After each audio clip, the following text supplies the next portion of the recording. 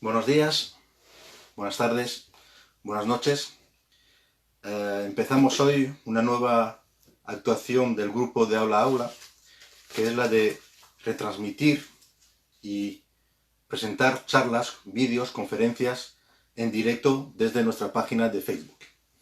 El grupo de Aula a Aula es un grupo de profesores de secundaria que se sitúa en una región del norte de España, en Asturias, y que desde hace años se viene reuniendo pues para compartir y reflexionar sobre las prácticas educativas y sobre el sistema educativo en general.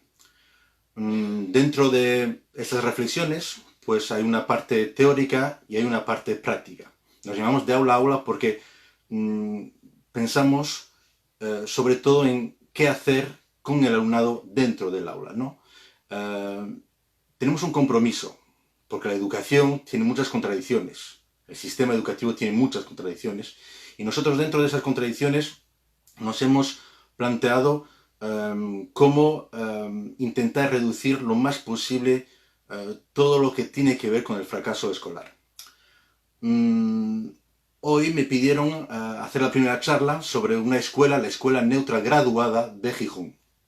Una escuela que fue funcionando entre 1911 y 1937. Muchas veces cuando hablamos con otros profesores, con otras asociaciones de profesores, tanto de España como de otras partes del mundo, como Francia, Italia, Inglaterra, Estados Unidos, México, Costa Rica, Argentina, Cuba, pues nos damos cuenta que todos podemos llegar casi a las mismas conclusiones, estando en diferentes lugares, ¿no? Y entonces en diferentes contextos históricos y geográficos. Eso nos ha llevado a intensificar nuestra acción y nuestro conocimiento sobre nuestra práctica educativa. La Escuela Neutra Graduada de Gijón, como dije, está situada en el tiempo hace 100 años. Es decir, que vamos a hablar y os voy a leer algunos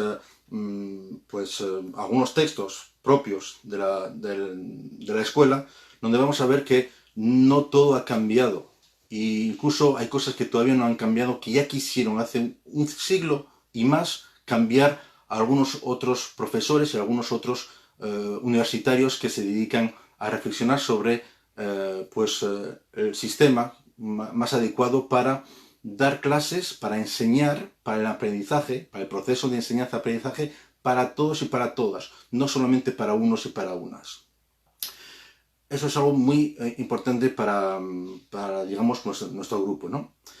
La Escuela Neutra nació con mucha confusión, murió con mucha confusión y hoy en día, después de casi un siglo de su desaparición, todavía quedan unos años para el siglo, pero casi, pues todavía sigue habiendo confusiones y voy a intentar simplemente describir esa escuela y intentar reducir un poco las dudas y las confusiones sobre ella. Hay libros escritos de autores, sobre todo hubo autores que la tuvieron en cuenta desde el punto de vista transversal, como fue en mi caso, a ser yo historiador de la masonería, pues se ha confundido la historia de la Escuela Neutra de Gijón con la historia masónica de Gijón, ¿no? Y eso hemos tratado de indagar y aún hoy, después de 20 años ya de búsquedas y de lecturas, pues nos encontramos todavía en esas nuevas fuentes que vienen descubriéndose, pues algunas cosas muy curiosas sobre este aspecto. Importante es el título. Escuela Neutra Graduada. Parece una tontería, ¿no? Pero lo de graduada es porque era una novedad en esa época distribuir a los alumnos entre edades. Es decir, no hacer solamente un grupo único, sino entre los de 6 años, los 7 años, los de 8 años, los de 9 años. Lo de neutra viene aquí, y es un poco el punto clave de su innovación, viene a plantear una escuela que no tenga que ver ni con el Estado ni con la Iglesia Católica. En esa época todo el mundo sabe que la Iglesia Católica tenía prácticamente el poder, digamos, sobre el sistema educativo español, ¿no? Tanto en el privado como en el del público. Es verdad que hay muchos matices, porque al final del siglo XIX aparece aquí en España un movimiento de profesores imbuidos en una filosofía que se llama krausista, una filosofía que se desconoce casi en otros lugares del mundo, sobre todo en el mundo anglosajón y en el mundo francófono, y es más bien donde cuajó fue en España, en Portugal y en todo el espacio iberoamericano. Ese krausismo, que viene introducido por, bueno, que nace de un autor que se llama Karl Krause, un alemán, que escribió este libro, Ideal de la Humanidad, y donde desarrolla, digamos, el potencial de la educación para cambiar y para liberalizar pues toda la sociedad, es decir, ir hacia un camino que vamos a intentar construir a finales del siglo XIX hacia el liberalismo, cosa que aquí en España se va a frenar con todo el potencial de la monarquía y de la propia Iglesia Católica. Entonces van a centrarse en la educación como motor para ese cambio, ¿no? Porque cuando estamos hablando de la Escuela Neutra de Graduada de Gijón, estamos hablando de educación, de política, de sociedad, de cultura. Estamos hablando de Gijón, de Asturias, de España, pero estamos hablando también de un espacio mayor, internacional, ¿no? Vamos a ver que todas las referencias, y hay muchas para la constitución de la Escuela Neutra de Gijón, pues nace de varias fuentes, y fuentes internacionales, al igual que todo el movimiento hacia el laicismo que ocurre en Francia, como va a ser en 1905 la promulgación de la ley de separación de las iglesias y del Estado, aunque hay muchos matices, pues todo eso va, digamos, a influenciar a la Escuela Neutra de Gijón. La neutra viene a decir que ni religión, pero tampoco ni política, tampoco el Estado, ¿no? Entonces estamos frente a una escuela privada que se va a montar aquí en Gijón en 1911. Es interesante conocer un poco cómo viene constituyéndose este tipo de escuelas. Se intentó varias experiencias de este tipo en otros lugares, en otras regiones de España, donde realmente cuajaron fueron las grandes ciudades y sobre todo en las grandes capitales como eran Madrid y Barcelona. Entonces fue curioso cómo en Gijón, que también era en su época una gran ciudad, pero no tenía esa, digamos, ese valor, ¿no? como Madrid y Barcelona, cómo ahí cuajó esta experiencia. Y eso viene también, tiene otras fuentes de, digamos, de inspiración para aquella escuela. Para haceros una idea de cómo nace esta escuela y cómo es posible que nazca en una región remota, rodeada por un lado de montañas y por el otro de mar, con falta de comunicaciones terrestres con el resto del país, os voy a leer lo que escribían, por ejemplo, en la prensa, porque la historia de la escuela se sabe prácticamente por la prensa. En fin, hay que entender que eso fue algo clave aquí en Gijón, aquí en Asturias y aquí en España. Incluso en el extranjero se habló de la constitución de esta escuela, porque resulta de un movimiento muy amplio de muchos sectores que estaban ávidos de libertades económicas, libertades de pensamiento, libertad de expresión y libertad incluso de cátedra, cuestión clave en esa época, ¿no? Y para que veáis, para ya disipar esa confusión con el hecho de la escuela masónica de Gijón, os lo voy a leer. Un pequeño párrafo de la Asociación Nacional de Profesores Racionalistas. La Asociación Nacional de Profesores Racionalistas, establecida en la Casa del Pueblo de Madrid, Piamonte 2, ruega muy encarecidamente a todas las corporaciones republicanas, librepensadoras, masónicas, espiritistas, socialistas, sindicalistas, anarquistas y protestantes que sostengan alguna escuela neutra, llámase esta laica, racionalista o simplemente neutral. Tengan o no establecida la coeducación, manden su dirección al organismo arriba precitado. Voy a volver a leer todos estos sectores a los que se refiere esta asociación. Republicanas, librepensadoras, masónicas, espiritistas, socialistas, sindicalistas, anarquistas y protestantes. Si las cogemos cada uno por separado, podríamos ver que entre ellas hay líneas rojas, incluso hay aspectos muy antagónicos en sus propuestas, tanto de vida, de visión de mundo, como de visión educativa. Y aquí están todos juntos. Es una época donde se van a coaligar pues varios sectores que cuando pueda aparecer con financiamiento privado. En esa época, ahora que estamos muy de oír que si los evangelistas en tal país y los evangelistas en tal otro país, pues en esa época los evangelistas con los socialistas, con los republicanos, pues hacían mítines y banquetes públicos juntos, ¿no? Porque tenían algo en común, y ese común era sobre todo reducir el poderío, digamos, que tenía sobre la sociedad todavía la Iglesia Católica y la monarquía. Bien, en 1911 en Gijón hay varios títulos de prensa. Uno es El Principado, que es católico, el otro es El Noroeste y otro El Comercio. Hay otros periódicos, pero estos son los principales. Pero El Noroeste y El Comercio se ponen del lado de la escuela neutra y El Principado del lado de estar en contra, ¿no? De decir que era una fábrica de adoquines, una fábrica de criminales y, bueno, que no podía aportar absolutamente nada fuera, más allá de una escuela sin Dios, ¿no? Y los otros, digamos, defensores de la escuela neutra, pues defendían lo contrario, no decían que estaban en contra de Dios y entonces van a multiplicar artículos y discursos y mítines sobre este particular hasta que se inaugura el 29 de septiembre de 1911. El 29 de septiembre de 1911 en Gijón, en Asturias, en el norte de España, todavía no había logias masónicas en el siglo XX, ¿no? Entonces, por eso que no nace de una iniciativa masónica, aunque entre ellos habrá algunos masones y posteriores sí que vamos a ver, sí que va a haber una impronta importante para sostener la escuela neutra de Gijón, ¿no?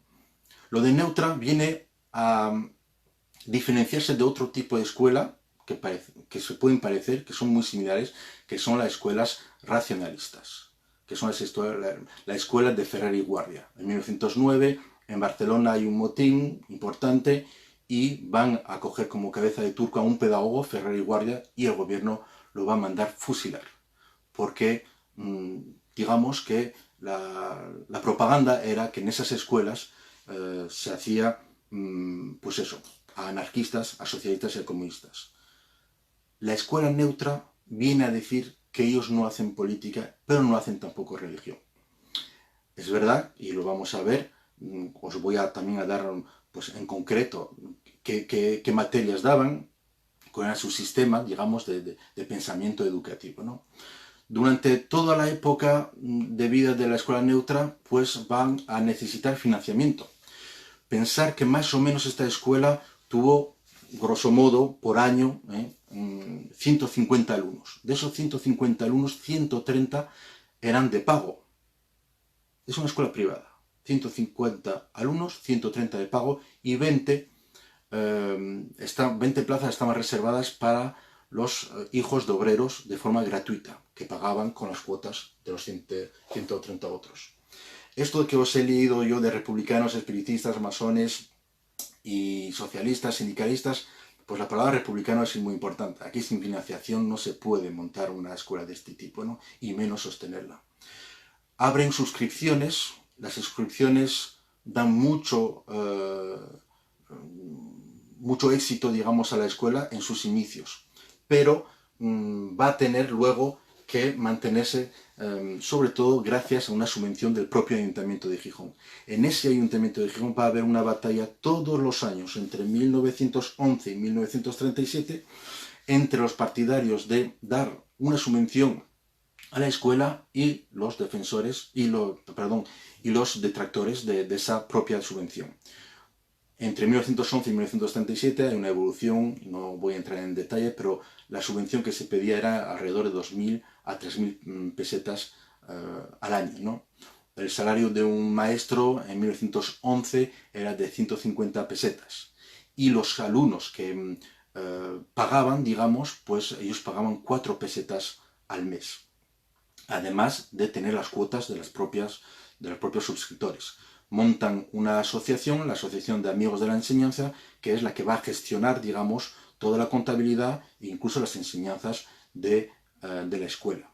Durante estos años va a haber 4 directores y entre 1911 y 1917 se van a suceder 4. Los 2 primeros de rasgo republicano, el tercero socialista y el cuarto de rasgo anarcosindicalista, como era Otero Quintanilla. En 1917 coge la dirección de la escuela y va a ser su último director hasta 1937, durante 20 años.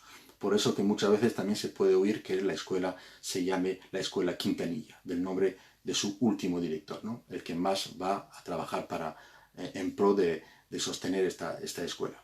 Algo importante aquí en Asturias, tenemos dentro de una historia pues un componente de inmigración muy importante a las Américas, lo que nosotros llamamos los indianos, que en otras regiones o de España se llama comúnmente los americanos. Están sobre todo los canarios, los asturianos y los gallegos, los que han emigrado de forma masiva, digamos, a las Américas. Y gente, varios de esos emigrantes van a regresar al principio del siglo XX, pues con alguna fortuna. No son ricos, son multimillonarios. Y eso hay que tenerlo muy claro, ¿no? En fin, pensar en multimillonarios de la actualidad, y esa gente es la que va no solo a financiar la Escuela Neutra de Gijón, sino que van a financiar todo un conglomerado republicano reformista que va a hacer una sociedad global. Es decir, van a tener su escuela, la Escuela Neutra Graduada, van a tener su periódico, el Noroeste, van a tener sus propios partidos, como el Partido Reformista de Melquiades Álvarez, que será uno de los que van a hacer el discurso de inauguración de la Escuela Neutra de Gijón en ese septiembre de 1911, y van a financiar incluso el propio ayuntamiento, van a financiar incluso otras escuelas en la región, incluso fuera de la región. En fin, estamos hablando de personas que van a sostener digamos, la sociedad republicana reformista de aquella época, y van también a financiar la propia Logia Jovellanos. ¿Dónde está? La Logia Jovellanos se funda un año después de la Escuela Neutra, en 1912. Un año antes, 15 días después de la inauguración de la Escuela Neutra, va a fundarse un pequeño triángulo masónico que va a reavivar, digamos, la llama masónica en la región. Pero no tiene, digamos, una iniciativa masónica. Sí que cuando, pasado el tiempo, los años, cuando las subvenciones del ayuntamiento se van a cancelar, es cuando la escuela se va a dar la vuelta y a pedir ayuda a los centros obreros de la localidad y de la región, pero también a la Logia Jovellanos de Gijón. Y ella siempre va a estar ahí y siempre va a apoyar esa escuela. De ahí un poco después la confusión.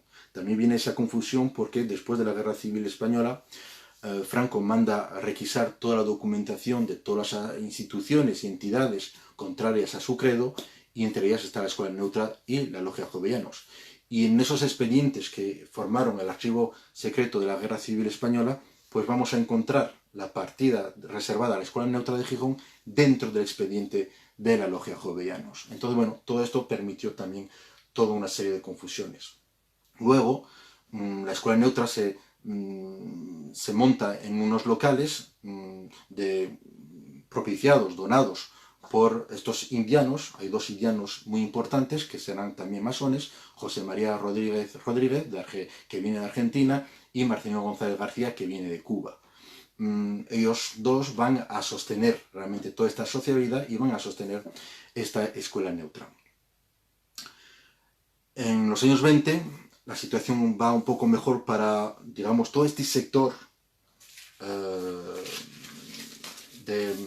que lucha en contra de la monarquía y en contra, digamos, del poder omnipresente de la Iglesia Católica, y van a poder construir un local, un edificio, que van a dar uso, en el que van a dar uso tanto a la Escuela Neutra de Gijón como a la Logia Jovellanos. Antes de ese edificio, si la Escuela Neutra cancelaba sus clases o se venía abajo, digamos, todos sus bienes, todas sus posesiones iban a pasar al Ateneo Obrero de Gijón. al tener este edificio en común que se va a inaugurar en 1928, vemos que 17 años después de la inauguración de la propia escuela, pues ahí, si la escuela neutra se cancelase sus clases, su actividad, digamos, pues entonces la herencia, digamos, de esa escuela pasaría a la Logia Jovellanos. Y entonces todo esto llevó a confusiones, ¿no? A gran parte de los investigadores e incluso de la gente de aquella época. No quiero atardar mucho más sobre, digamos, este planteamiento general, ¿no? que di, para que veáis que, bueno, estamos hablando de una estructura importante, ¿no? Dentro de una gran ciudad como era Gijón, portuaria e industrial en esa época. Os voy a leer un extracto de un periódico a favor y un extracto del periódico en contra. Hay muchos artículos, incluso más fuertes de lo que os voy a leer yo ahora, pero es simplemente para que notéis un poco esta atmósfera, ¿no? De cómo una innovación educativa, que es lo que era realmente la Escuela Neutra Graduada de Gijón, tanto en su formato de reagrupación de alumnado, como en su formato de contenido, pues ha llevado a sectores de la población a enfrentarse a diario a través de la prensa. Pensar que la prensa en esa época tenían 4 páginas, aunque eran más grandes que las de la actualidad. Entonces, bueno, todos los que leían prensa sabían de la existencia de la Escuela Neutra de Gijón. Incluso en las iglesias se hablaba en contra de la escuela. En fin, en los centros obreros se hablaba a favor. En fin, todo el mundo en esa época conocía la escuela. Es por eso que cuando nos reunimos, el grupo de aula a aula, y hablamos de nuestras cosas, pues nos sorprende, ¿no? Que cosas que no hayan pasado en nuestra propia ciudad, en nuestra propia región, se desconozcan, ¿no? Y esto puede pasar, y ha pasado, en otras regiones y en otros países del mundo. Por eso que nos hemos animado, digamos, a presentar esta parte de la historia de una escuela de Gijón. Os voy a leer un extracto de una postura a favor de la escuela, ¿no? Antes de la inauguración de la escuela. Antes de la inauguración, todo ese año anterior, como alrededor de esa inauguración, es ahí donde vamos a encontrar los artículos más importantes sobre, digamos, esa lucha entre ambos sectores de la población, la de, digamos, ese sector que no quiere dejar atrás ese antiguo régimen y otro sector que ya quiere abandonar ese antiguo régimen para dar lugar pues, a otro tipo de sociedad mucho más tolerante. Apenas lanzada en esta villa la idea de fundar una escuela de carácter neutro, todos los amantes de la cultura y del progreso han tomado gran interés porque la iniciativa sea pronto un hecho. La comisión gestora tiene gran interés en que la apertura se verifique el próximo mes de septiembre o a lo más en octubre. Dicha escuela se regirá por los textos de la Institución Libre de Enseñanza de Madrid y el profesor encargado de la dirección será una persona competentísima en este género de enseñanza. En los centros obrero y republicano se colocarán varias listas para formar la suscripción mensual que sostenga este nuevo centro docente. Es de aplaudir este resurgimiento de las personas amantes de la cultura progresiva. Bien, aquí vemos lo de la Institución Libre de Enseñanza, que es una continuación, una práctica de la introducción del krausismo en el siglo XIX. Aquí en Asturias es cuando, digamos, floreció con gran importancia la Universidad de Oviedo a través de un grupo de profesores krausistas que van incluso a introducir lo que es la extensión universitaria, es decir, quieren la educación para todos y para todas. Ahora bien, es un momento difícil porque es una idea totalmente revolucionaria para aquella época y entonces pues se encontraron con muchos obstáculos, sobre todo el de la financiación, ¿no? Vemos que aquí por fin ya consiguen ellos tener pues luz al final del túnel, ¿no? Son muchos años de lucha para que eso ocurra. Ellos ya hablaban de no hacer exámenes, hablaban de no usar libro de texto. Es más, hablaban de evaluación continua. Y después os voy a leer algunas cosas que ya veréis que todavía no hemos llegado a ello en nuestra época. Os voy a leer cómo se recibió la entrada de la escuela neutra de Gijón por parte de los sectores contrarios, que están todos en el parte de la Iglesia Católica, digamos, la más virulenta, la más intolerante. Porque hay algo que está muy claro. Los valedores de la escuela neutra graduada de Gijón, los valedores, los que ponen el dinero, no eran ateos. Lo único que no eran católicos, intransigentes ni intolerantes. Eso, dice el periódico El Principado, eso refiriéndome a los republicanos. Veamos ahora a los liberales de Moret. Estos han defendido la escuela neutra, donde nacen criminales y no hombres, la secularización de los cementerios y del matrimonio, la persecución religiosa con leyes que repugnan a la conciencia nacional. Esencias democráticas que traen resultados idénticos a los que expuse cuando os hablé de los partidos republicanos. Bien, esto es, porque quise, de lo más suave que han dicho sobre la escuela neutra. Y realmente hay extractos donde uno se alegra que haya habido tanta libertad de expresión de opinión en esa época, cosa que a lo mejor hoy no se podría ni escribir. El día de la inauguración de la escuela neutra de Gijón se va a hacer en el principal teatro de la localidad. En esa época se llamaba Los Campos Elíseos, después se llamó Dindurra y ahora se llama Teatro Jovellanos. No hay que olvidar también que estamos en la ciudad, en la villa natal de Jovellanos. No hay que olvidarse también que en esta localidad Jovellanos va, ya mucho antes de todo esto, en 1794, fundar su instituto, ¿no? El instituto que hoy conocemos como Instituto de Jovellanos, que era el Instituto de Náutica y de Mineralogía, en 1794. Época en donde en París, no demasiado lejos tampoco de Gijón, en esa época cambiaban el mundo con la guillotina. Pues Jovellanos ya pretendía cambiar el mundo con la escuela y con la educación. Y además empezó con ese proyecto, pero su reivindicación, su pensamiento total, global, era lograr una educación para todos y para todas. Entonces, bueno, con todas estas esencias que había aquí en Asturias y en Gijón, pues uno puede entender cómo pudo lograrse también mantenerse en una escuela como la Escuela Neutra de Gijón. Entonces os decía que el día de la inauguración de la escuela se hace en el teatro, lleno, y ahí están tres personas principalmente.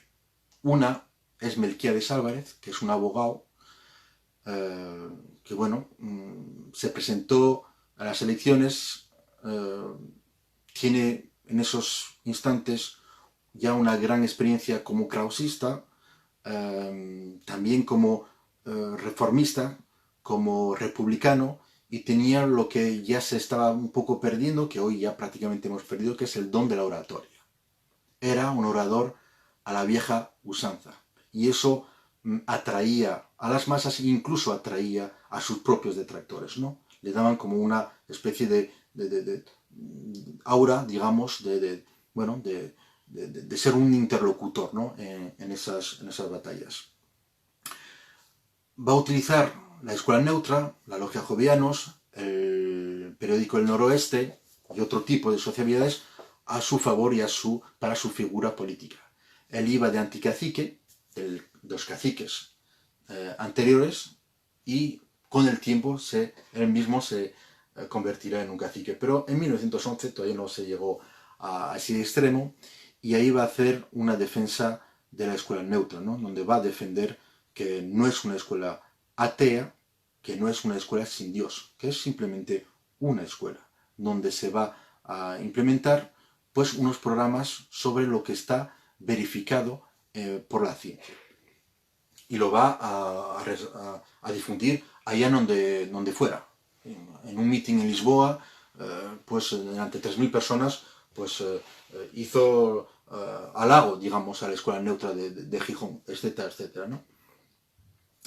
Segundo personaje muy importante, es un personaje femenino, por fin, Rosario de Acuña, una librepensadora española muy importante, feminista, que fue masona también, pero que ya en esos años, en 1911, ya había abandonado, digamos, la práctica masónica. Es madrileña, se inicia como masona en Valencia, pero en su, digamos, voluntad de retirarse y de encontrar un sitio idóneo, pues lo encontró aquí en una de las colinas, digamos, de Gijón, donde va a posar su residencia y va a trabajar y a colaborar, digamos, en el pensamiento con los sectores republicanos y sobre todo con los sectores obreros de la ciudad. Y os quiero leer lo que ella contó porque resume un poco, digamos, las fuentes y toda la pequeña historia que he intentado decir en estos minutos, ¿no? Esta enseñanza de la escuela neutra, que es, en el fondo, la enseñanza de las leyes de la naturaleza, no como la presentan los deformadores de Dios, sino como la ofrece, a la atónita mirada de los pensadores, la voluntad divina de su Creador. Y tomo a mi cargo esta tarea, porque una de las armas que intentan clavar todos los anormales sobre esta naciente escuela es el espacioso argumento de que es una escuela sin Dios. Ah, señores, cuando esto se oye no es posible quedar en la oscuridad y el silencio, por muy gratos que no sean. Se hace preciso salir a defender, no a Dios, que no le sería encomendado a imperfecta criatura su defensa. Hay que defendernos, rechazando de sobre nosotros ese calificativo con que se nos quiere presentar ante las incultas masas, para destruir la labor de que por la razón, la fe y la patria vienen haciendo a costa de un sufrir continuo, todas las almas conscientes, grandes o chicas, que nos preocupamos por el bien de la humanidad. La escuela neutra deslinda el campo de las creencias. A un lado, todos los que moldean y sistematizan la divinidad. Del otro lado, la ciencia donde las almas que pueden ver y oír encontrarán fácilmente a su Dios. Esta escuela, por lo tanto, no es atea. Coloca al hombre en el camino de la fe. El estudio de las leyes de la naturaleza es una oración clarividente al sumo hacedor. Conocer a Dios es su ser, nos es imposible. Admirarlo en sus obras es la obligación de toda alma racional. Y que sí, no una admiración profunda y avasalladora, el conocimiento de las leyes que rigen la tierra y la vida, el cuerpo y el alma. Yo, por mí, sé deciros que, cuando los linderos de mi niñez asomé mis ojos a un anteojo en el Observatorio Astronómico de París y vi pasar ante mi vista el planeta Venus en su plenilunio, con sus polos brillantes y su ecuador ceñido de plateadas nubes, fue tal mi emoción de amor al creador de tan hermoso astro, que mis pupilas se anegaron de lágrimas y se grabó en mi mente la firme creencia en su existir y su poder. Y cuando en otra ocasión, estudiando la vida de los insectos, vi en el microscopio el tenue embrión de un huevo de hormiga, me arrodillé fervorosamente enviando al autor de tal maravilla la más incondicional sumisión. Este es el ateísmo de la escuela neutra. Ella le dice al niño, mira, oye, observa, estudia y deduce. Bueno, en este extracto vemos el krausismo en toda su potencia. En el libro que antes os mostré de Karl Kraus, la palabra Dios aparece en todas las páginas como 3 o 4 veces. Solo que, claro, no están hablando del Dios, digamos, de la jerarquía de la Iglesia Católica, ¿no? Sí, prosigue, el discurso es largo, no voy a extenderme más, pero sí que un poco más. Sí, es preciso que nuestros niños, que casi al nacer tienen ya sus almitas escoriadas por la imagen del diablo, eso era una realidad en esa época, brote la dulce fuente de la sensibilidad piadosa, que nos hace ver en cada hombre un hermano, en cada vicioso o criminal un enfermo, en cada inferior o inútil un necesitado. Bueno, Y sigue y prosigue así todo el discurso. El periódico del Principado la va a tratar prácticamente de loca, es más, fue conocida, o mal conocida, mejor dicho, bueno, como la loca, ¿no? La loca de la colina, ¿no? Y entonces, bueno, pues vemos un poco cómo toda esta esencia viene a presentarnos la Escuela Neutra de Gijón. Y había un tercer personaje, que era el doctor Pimentel, un profesor de francés del Instituto Jovellanos, que efectivamente funcionaba en aquella época a través del sistema estatal, ¿no? Y él viene a decir que él es conservador, que ni está a favor ni está en contra, y que viene a estar ahí presente para calmar las irritaciones y las crispaciones del sector más anti-Escuela Neutra de Gijón que se venía proligando en la prensa durante meses. Entonces él vino como a calmar, como diciendo, esperemos, vamos a ver, es una propuesta, veamos cómo funciona, y ya que hay suficientes personas capaces de sostenerla, pues dejemos que esta funcione, ¿no? Entonces, bueno, era un poco para que notemos todo ese conglomerado, ¿no? No es un radicalismo ni de un lado ni de otro, ni de republicanos, ni de socialistas, ni de anarcosindicalistas. Pero, bueno, pues gente más bien moderada en cada una de sus posturas que quieren llegar a un punto en común, ¿no? Y en ese punto en común estaban de acuerdo en el funcionamiento de la Escuela Neutra de Gijón. ¿Cuál es el cuadro de estudios?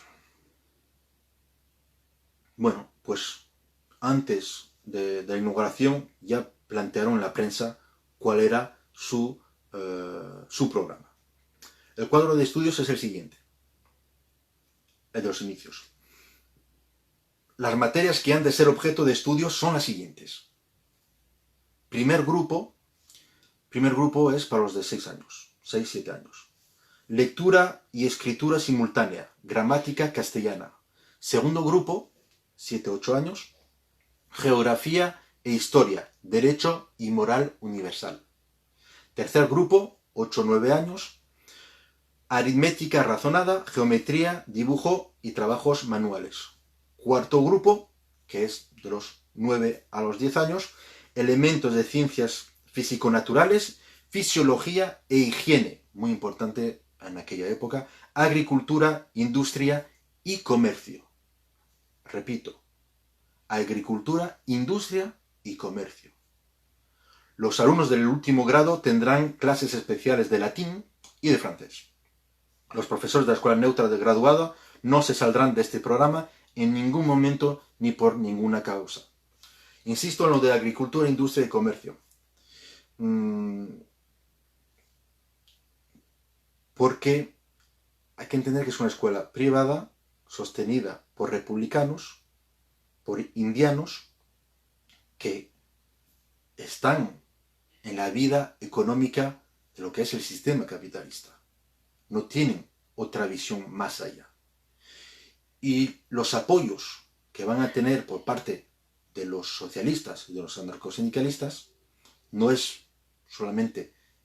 precisamente en la parte más, digamos, de pensamiento económico, que también, pero sobre todo en el del, digamos, desligarse de las creencias y de la fe para impartir clases.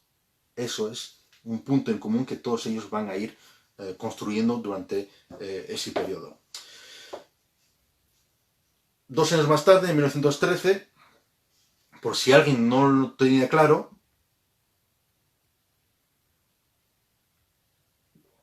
explican su credo en la prensa. Neutralidad. La neutralidad de esta escuela en materia religiosa es absoluta. Es decir, que la religión como asunto de conciencia queda encomendada a la familia y al ministro de aquella que la explicará en su respectivo templo. Esta escuela respeta la conciencia individual y proclama la inviolabilidad familiar en materia religiosa, sin hacer propaganda ni en pro ni en contra. Evidentemente, para el sector católico más intolerante, no se lo creyeron y no se lo creen.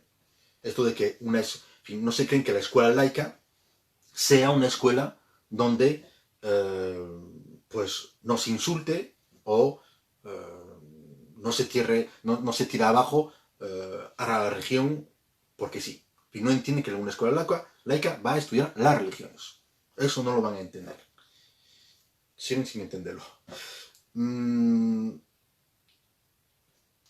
La escuela enseña la moral humana independientemente de la fe confesional y de todo dogma histórico. La escuela neutra es pública y la podrán visitar las autoridades que la ley determina, pero el profesor o la dirección negarán la entrada a las personas que estimen conveniente, así como permitirán o no que los visitantes examinen a los escolares.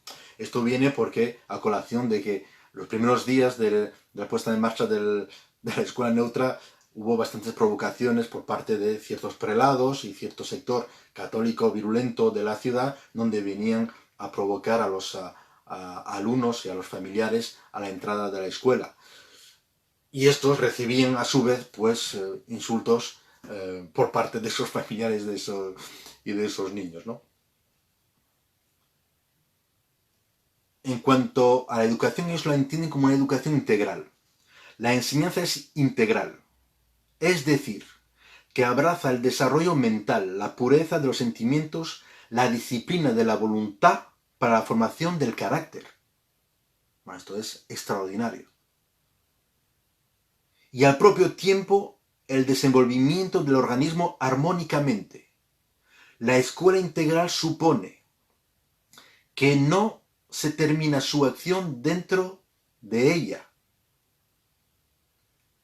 No se termina su acción dentro de ella, sino antes bien que se completa con los medios exteriores que ofrecen las localidades y con, cuidado, subrayo, y con la cooperación que el profesorado ha de pedir a cuantas personas juzgue conveniente aliar a su obra educadora.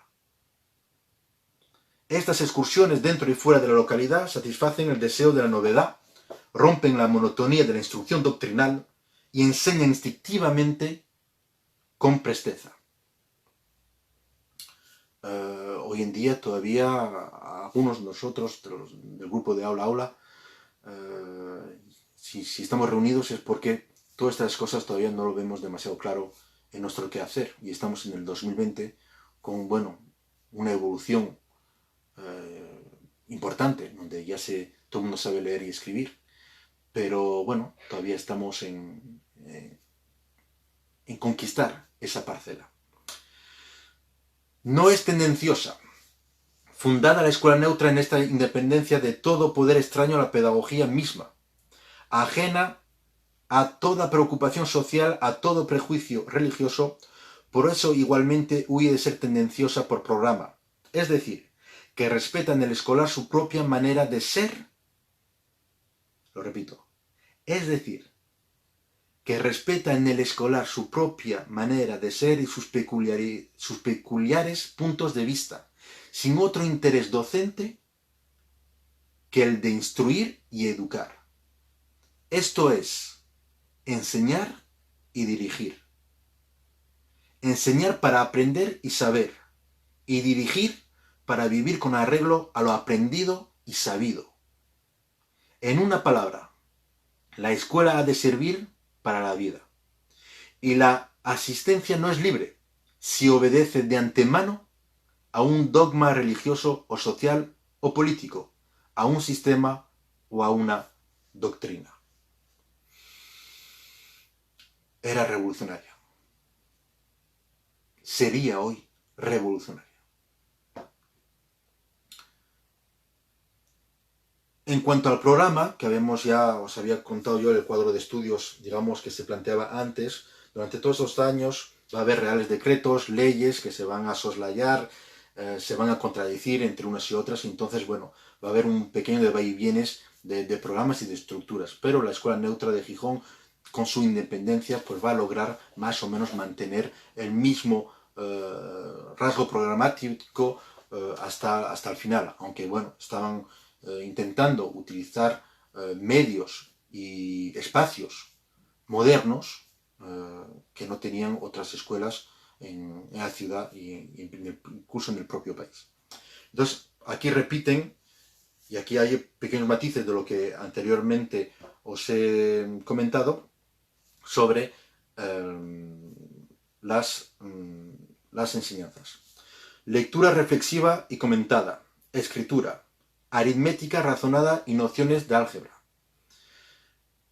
geometría, dibujo y prácticas lo estoy leyendo en el periódico y muchas veces no está siempre bien escrito, y otras prácticas.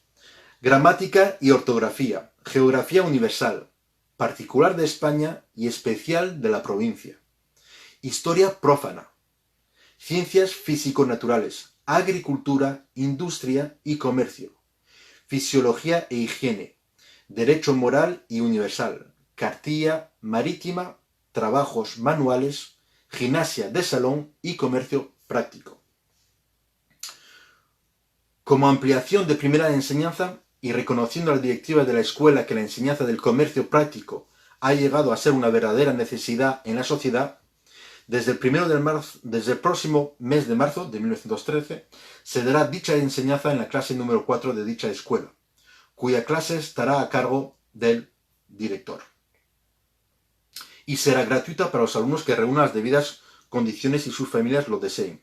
Estos alumnos, sin dar validez académica a sus estudios, obtendrán conocimientos prácticos de teneduría de libros por partida doble, documentación y cálculo comercial, con cuyos conocimientos se encuentran capacitados para desempeñar un cargo en cualquier establecimiento mercantil, agrícola, industrial, bancario, etcétera, etcétera.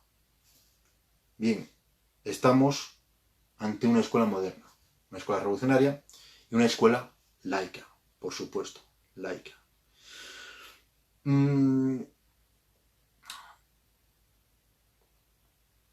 Todos pueden pensar que cuando va a surgir la Segunda República Española,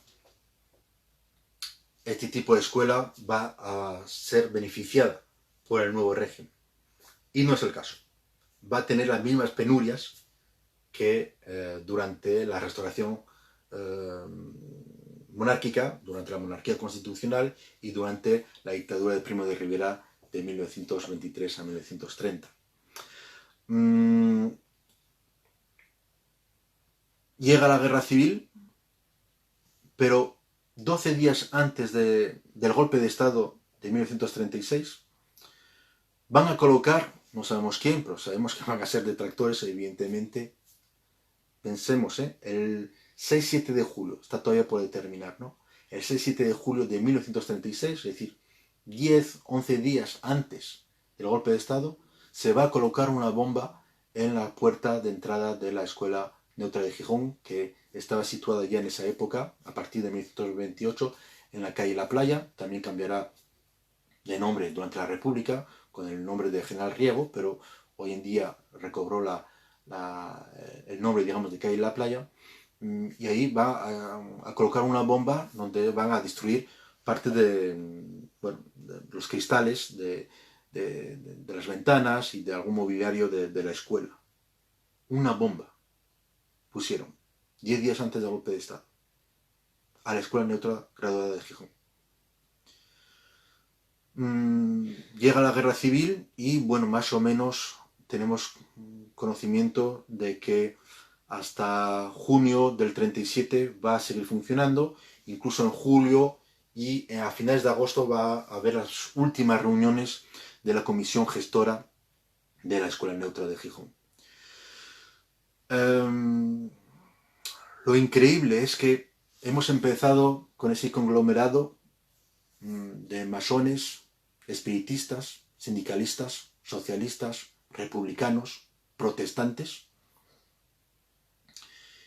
juntos, con una idea de España, con una idea de la educación como motor para el progreso de la propia economía y del propio desarrollo moderno, de la propia modernidad de España. Y vamos a ver que en la guerra civil pues se van a encontrar en bandos opuestos y va a haber destinos dispares.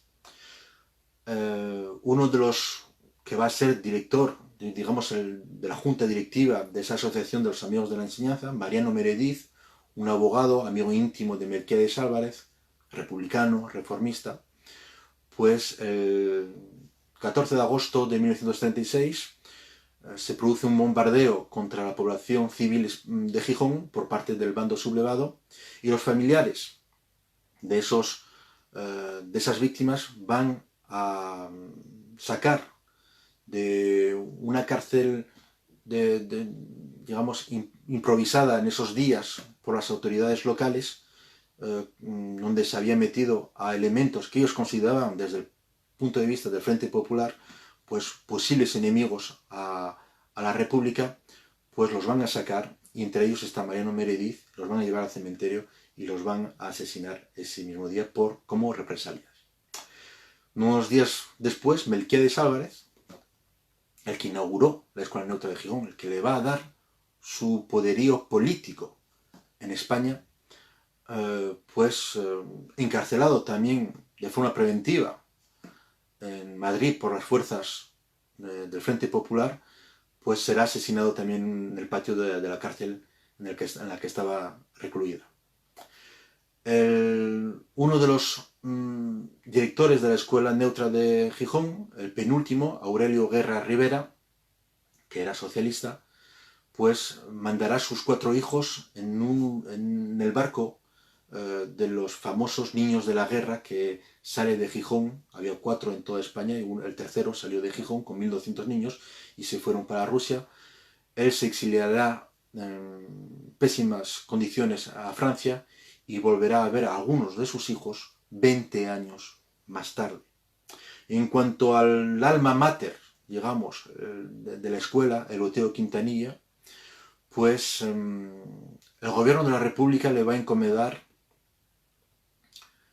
recoger, custodiar todos los tesoros que había en Asturias de obras de artes, entre ellas una estatua importante para la vida religiosa asturiana, que es la estatua de la Virgen de Covadonga, y recogerlas, custodiarlas y llevárselas para Francia. Y es lo que va a hacer en uno de los últimos barcos que va a salir de Gijón antes de la entrada de las tropas nazis, fascistas y sublevadas españolas en Gijón, y dar finiquitado, digamos, el frente norte de Asturias y del norte de España, conquistado ya por las fuerzas sublevadas.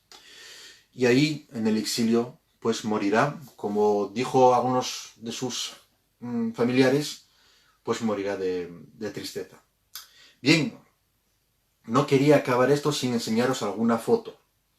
No hay demasiadas fotos, pero sí me permito enseñar algunas que creo que todavía no han salido a la luz, ¿no? Y espero que se vea a través de la tablet. Vemos aquí con el bigote a Eleuterio Quintanilla y con un grupo de niños.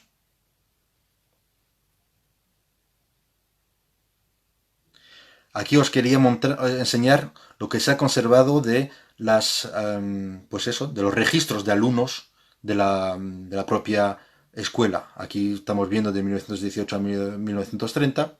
Vemos aquí los nombres de los alumnos. Vemos aquí el cuadro de ausencias, todas estas cruces, que ya veis que hacían las cruces diferentes a las nuestras de hoy en día, pues eran cuando no venían a clase. Incluso podemos ver aquí algunas menciones, como esta, que dice pasó al grado superior. Aquí, perdón, así mejor.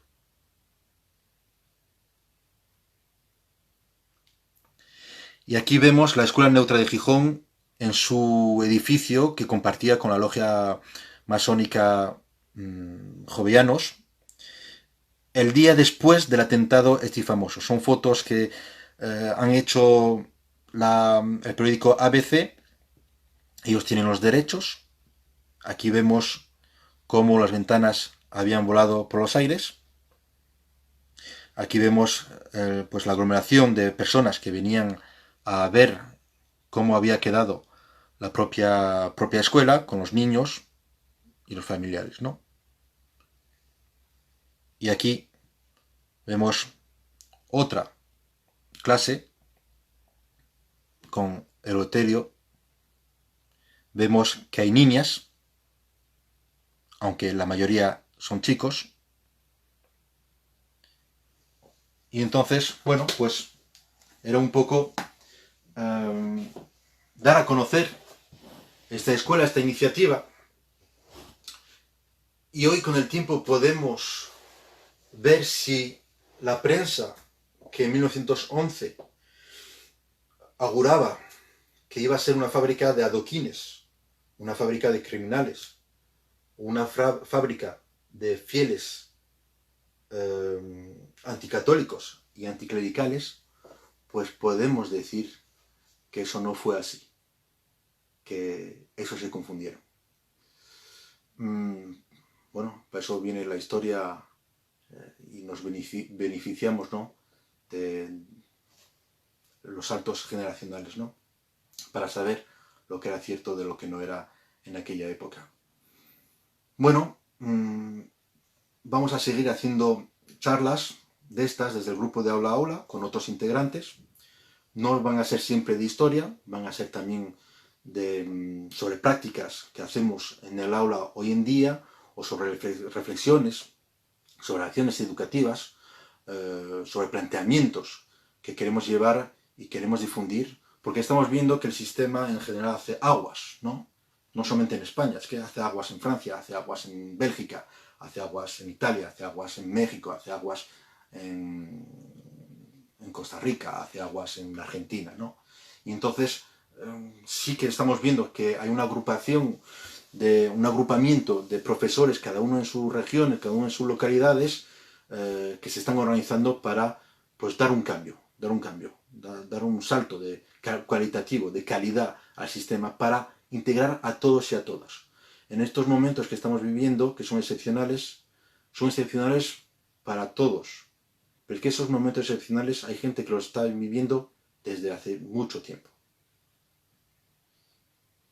Y digamos que es nuestra atención hacia esa parte del alumnado y en general de la juventud, la que queremos nosotros desde el grupo de Aula a Aula dar prioridad.